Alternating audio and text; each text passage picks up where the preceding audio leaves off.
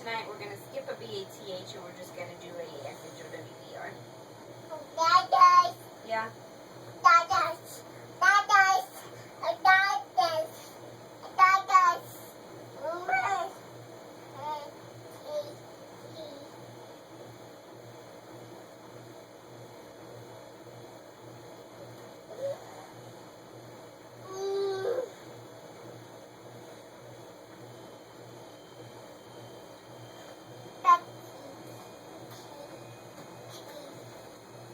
You think that that's a kitty?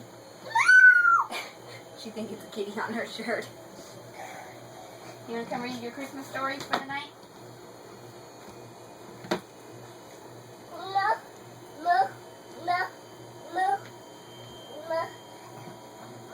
Mickey Mouse? Yeah. You have watched a lot of Mickey Mouse tonight. We're going to read some stories. It's time for books.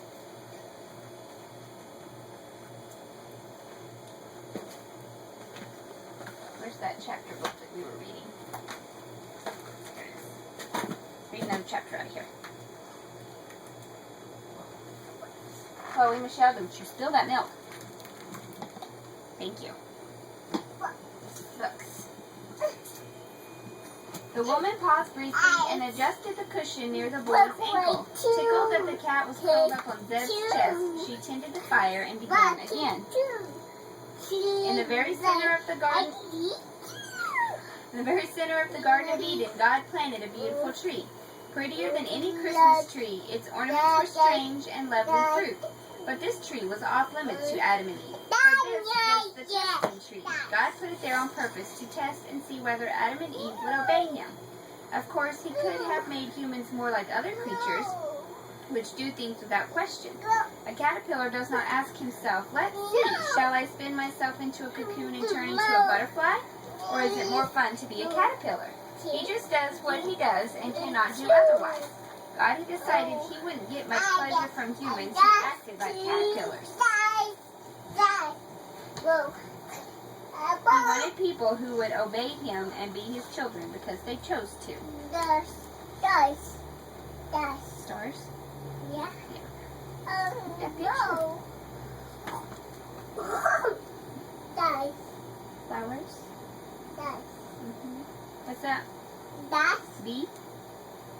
A bee? Dice. Flowers? Kitty? Duck? Quack, quack. Quack, quack. What's this one? Quack. Butterfly? And there's a bunny?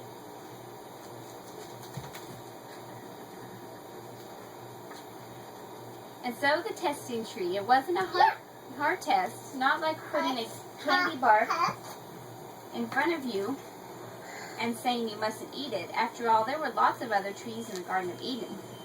Plenty of juicy apples and oranges to choose from, and figs, grapes, cherries, plums, better than the best candy bars. God told Adam to help himself to all but that one tree in the middle of the garden. For if you eat it, he said, you will surely die. This is when all the trouble started. One day, a serpent slipped through the bushes and whispered to Eve in a smooth, silky voice, did God really say you must not eat from any tree in the garden? Oh no, Eve replied, we can eat from most trees, but the fruit that grows on the tree in the middle of the garden is not for us.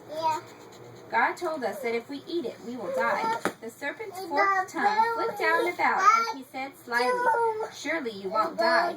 God knows when you eat it, you will begin to understand secrets. You will become as wise as he is. Just take it, the serpent urged.